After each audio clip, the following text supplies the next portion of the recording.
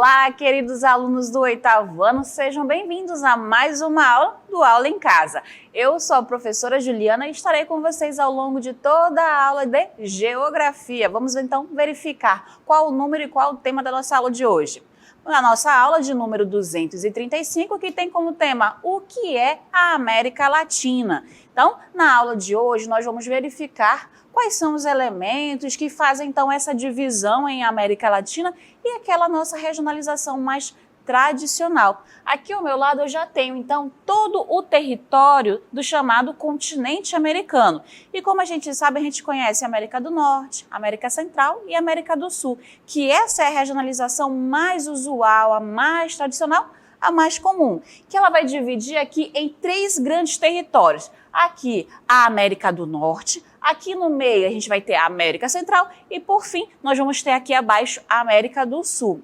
No entanto, a gente vai falar hoje mais sobre a América Latina. Por que a América Latina? Que ela vai vir de uma regionalização diferente. Enquanto na regionalização tradicional eu tenho critérios físicos, geográficos, geológicos e até mesmo a disposição desse território, na parte da América Latina e também da chamada América Anglo-Saxônica, eu vou ter os critérios históricos, culturais, religiosos, econômicos, que vão avaliar todos esses territórios. O que mais eles têm em comum para que a gente possa dividir em apenas 2 grandes regiões, a América Latina e a América Anglo-Saxônica. Então vamos verificar quais são então os territórios que estão em cada um deles.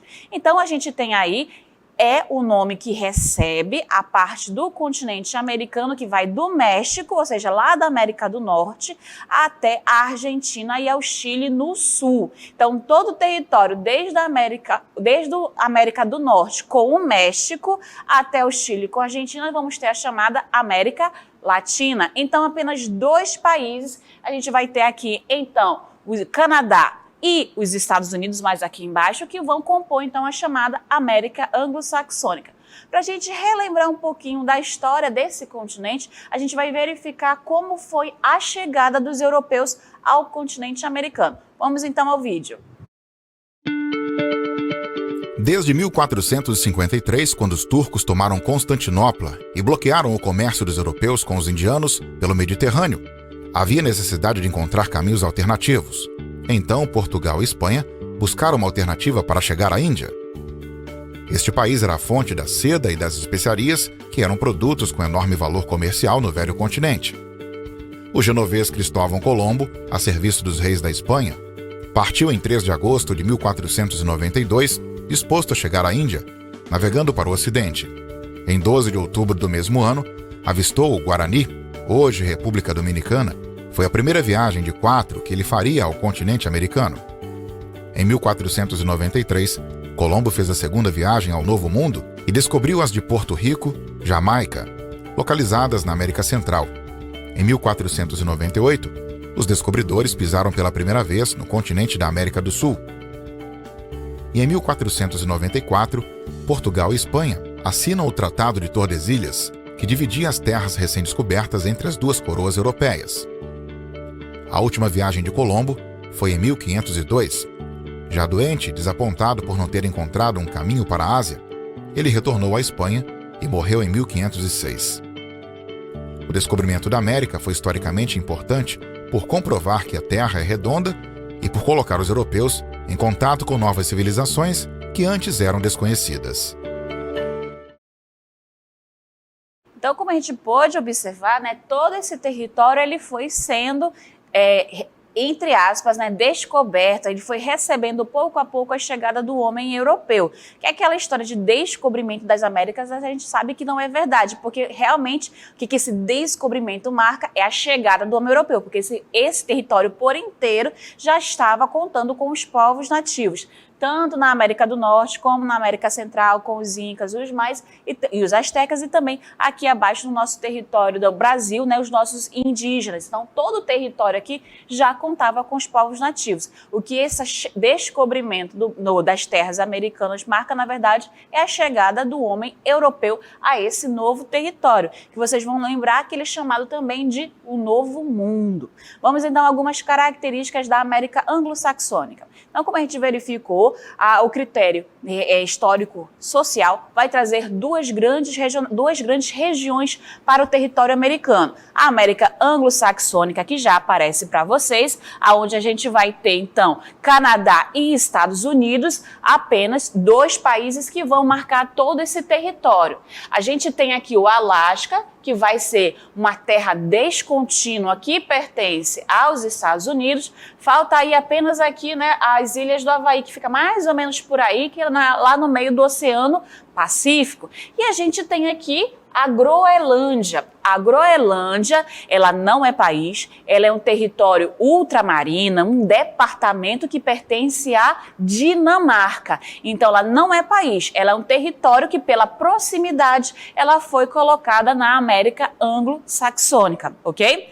A gente tem que esses países vão falar principalmente o inglês, apesar de que várias províncias no Canadá tem o idioma francês como idioma oficial. Como economia, a gente destaca que esses são países desenvolvidos, ou seja, tem uma economia mais fortificada.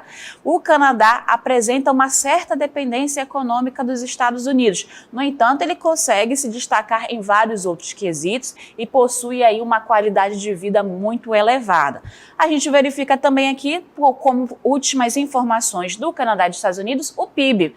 O PIB dos Estados Unidos no ano de 2017 girou em torno de 19 trilhões de dólares, quanto o Canadá, olha, bem menos, 1,6 trilhão de dólares no ano também de 2017. Então, a América anglo-saxônica é formada apenas por Estados Unidos e Canadá, que possuem em comum o idioma do inglês, que possuem também em comum uma economia mais fortificada, sendo considerados países desenvolvidos. E a gente lembra também da chamada colonização de povoamento. Eles têm uma colonização mais parecida. Os Estados Unidos teve realmente ao sul do seu território a chamada colonização de exploração. No entanto, a sua economia mais forte acabou se desenvolvendo como industrial.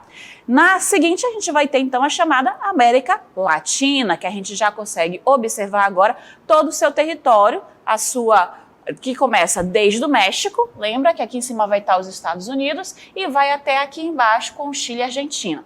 Então, toda a parte da América Central que vai estar por aqui, é porque faltou por aqui as pequenas Antilhas, como Barbados, Trinidad e Tobago, Santa Lúcia, Vicente e Granadina. Está faltando algumas ilhas aí que são as chamadas Pequenas Antilhas. Mas a gente tem aí a Bahamas, República Dominicana, o Haiti, a Jamaica, que compõem a América Central Insular, América que é formada por ilhas da parte central, e a América Central Continental, que é essa que liga o território do norte ao sul.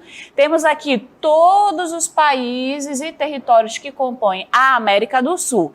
Então, quem vai compor a América Latina? México, todos os países da América Central e todos os países da América do Sul, sendo então 33 países que vão estar dentro desse território. A América é formada por 35 países independentes.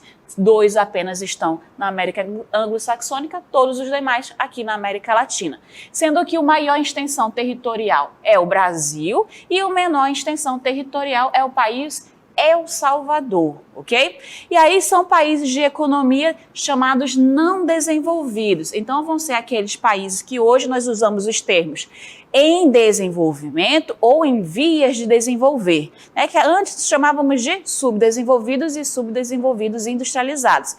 Então aí a gente tem países que têm uma dependência econômica e industrial de outros países de economia mais forte, no entanto eles já possuem algum grau de industrialização, no entanto a maior parte desses países vai viver ainda da economia agrária, da pecuária, certo? A maior parte dos países vai falar o português, aqui no caso somente o Brasil, no entanto a maior parte deles, quase todos, vão falar o espanhol. E a gente já verifica a informação seguinte, que alguns desses países que compõem aqui a América Latina vão falar outros idiomas de origem europeia. E aí a gente vai dar mais ênfase também ao holandês. Aqui na América Latina nós temos países que falam inglês, que falam o holandês, mas, no entanto, eles são considerados da América Latina, porque eles possuem uma história, uma cultura muito mais semelhante aos países considerados latinos do que os países anglo-saxões, como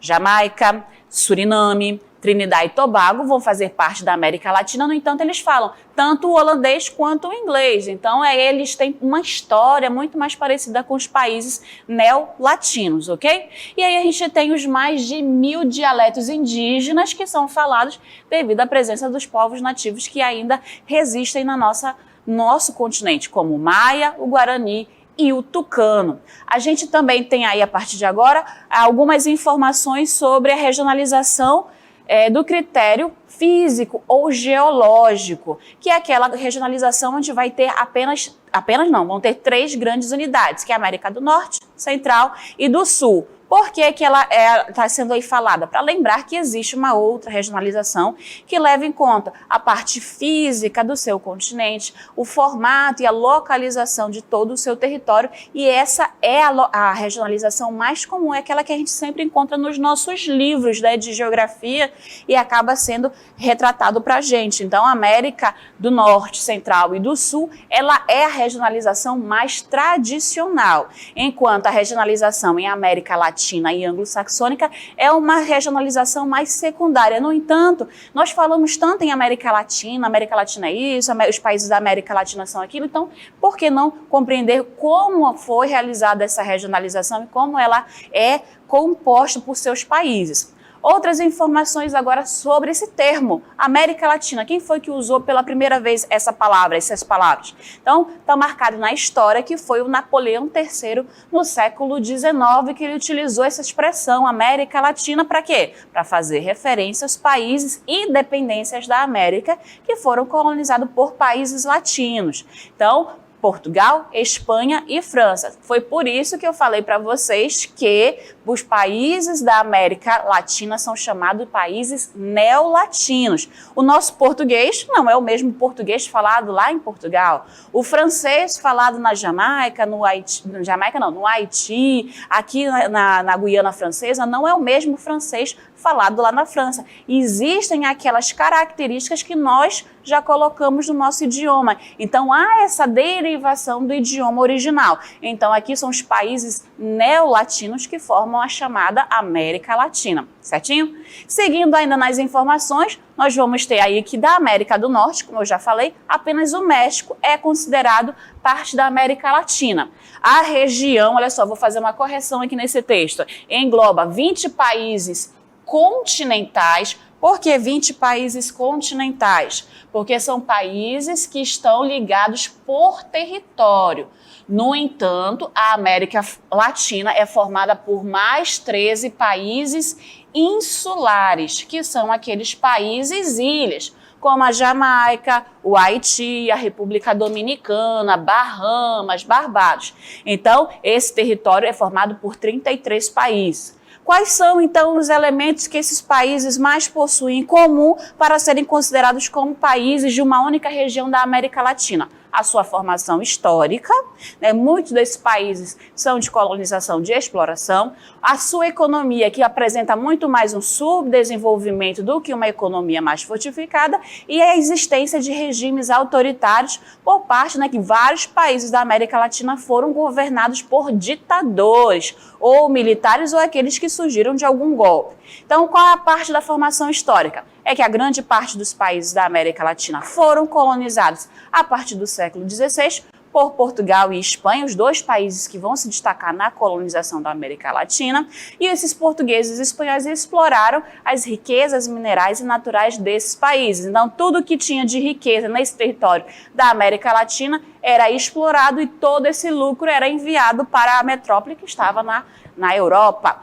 Seguindo, então, esses países possuíram logo no começo da sua economia uma agricultura que formava a base da economia desse período. Então, no período colonial, era a agricultura que estava à frente da economia, era destaque, e vai principalmente trazer as duas características que a gente tem até os dias de hoje. Aqui no Brasil a gente vê muito o latifúndio e a monocultura. O que é o latifúndio? O latifúndio são extensas terras para um único produto, que no caso é a monocultura, que também é aquele chamado de sistema de plantation. Então, grandes terras que estavam apenas cultivando um único produto. Trazendo o Brasil novamente como exemplo, a gente tem o desenvolvimento da cana-de-açúcar. Lembra o rei de Portugal dividiu o Brasil em enormes capitanias hereditárias, nos quais esses homens de confiança produziam a cana-de-açúcar. Então, todo aquele território que vai todo o Nordeste, principalmente, e parte da região de São Paulo e Minas Gerais, tudo desenvolvia apenas a cana-de-açúcar. Então, os latifúndios com a monocultura. Vamos então agora iniciar nossa dinâmica local interativa.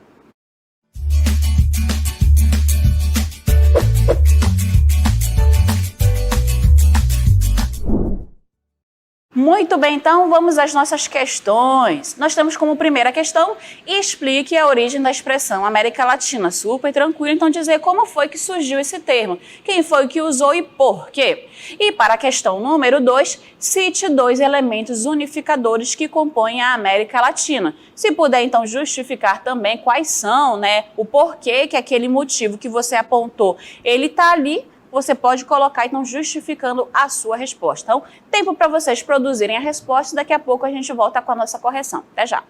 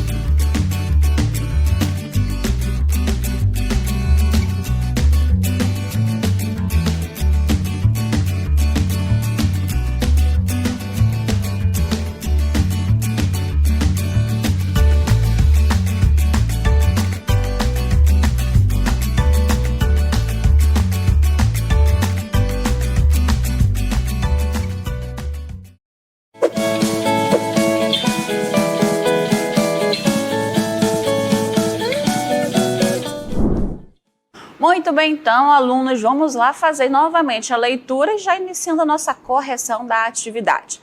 Para a primeira questão, ficou para vocês explicarem a origem da expressão América Latina. Então, vocês deveriam buscar quem foi que falou e por que essa pessoa criou ou então falava demais essa expressão.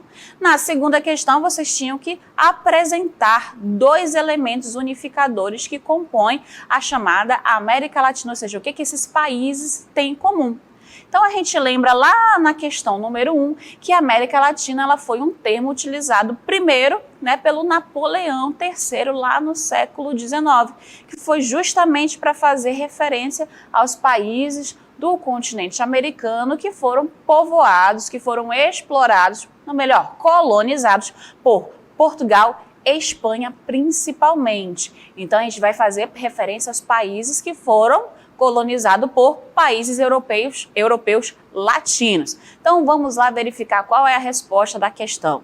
Então a gente tem como resposta que a expressão América Latina é usada comumente para se referir a todos os países do continente americano, com exceção de Estados Unidos e Canadá. Por quê? Porque esses dois países têm como em comum o idioma, que é o inglês, que é o mais falado nos dois países. No Canadá, apesar de ter dois idiomas oficiais, o qual o segundo é o francês, no entanto, possuem características culturais, características econômicas que fazem com que esses dois países pertençam à chamada América Anglo-Saxônica. Continuando então na resposta, segundo o senso comum ou o significado mais empregado, os países que compõem a América Latina seriam os que fazem parte da América do Sul, todos aqueles 12 países junto ao Brasil que fazem parte da América do Sul, todos os países da América Central, que são 20 países no total, 7 continentais e 13 insulares, e o México, que é o único país que pertence à América do Norte, que vai compor a chamada América Latina. Então, o comentário da questão traz o que pra gente? Que essa expressão ela foi usada lá no Império Francês pelo Napoleão III da França, durante a invasão francesa no México de 1863 até 1867, como forma de incluir a França entre os países com influência na América e excluir, então, os anglo-saxões. Então, a gente tem, então, a origem desse termo da América Latina marcada ao longo do Império Francês com Napoleão III, justamente para se referir àqueles territórios americanos que foram colonizados por países latinos europeus. Ok? Então, primeira questão respondida. Segunda questão agora traz para a gente os elementos unificadores dos países que compõem a América Latina. Então, já vou mostrando para vocês a resposta, que os 3 elementos que a gente abordou na nossa aula foram a formação histórica, o subdesenvolvimento e a existência de regimes autoritários. Então, vamos lá comentar a formação histórica. A gente lembra que na formação histórica nós vamos muito nos basear a partir da colonização que esses países sofreram. A maior parte, todos eles praticamente, dos países da chamada América Latina sofreram a chamada colonização de exploração, aonde a metrópole, que era um país da Europa, vinha a esse novo território tirar as riquezas, explorar o que esses países tinham, esse novo território tinha de melhor. Todo esse lucro era voltado para o desenvolvimento da metrópole, não ficava para o desenvolvimento ali do novo território conhecido. Então, todos esses países foram explorados e começaram a desenvolver, todos eles, a economia agrária, a economia primária. Então, aqui no Brasil, novamente, a gente vai fazer aí referência ao ciclo econômico. Quando os portugueses chegaram aqui, tivemos, então, o ciclo do pau-brasil, onde eles retiravam essa madeira nobre e levavam para Portugal a fim de explorar, ganhar riqueza. Mais tarde, com as capitanias hereditárias, a gente tem aí a economia da cana-de-açúcar.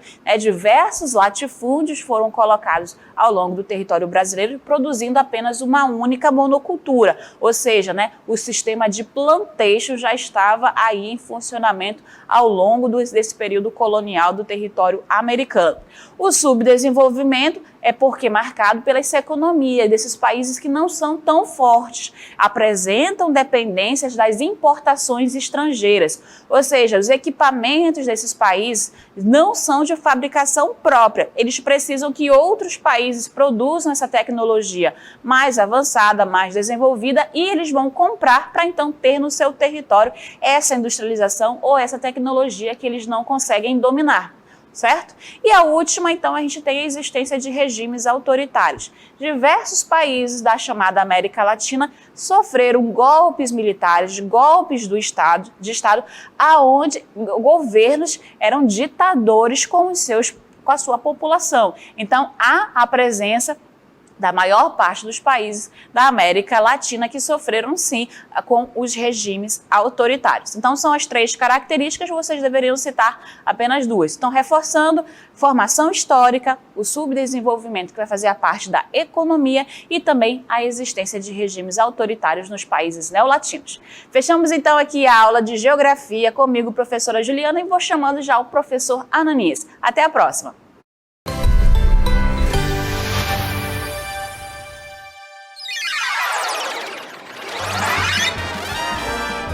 A sua aula continua no próximo vídeo.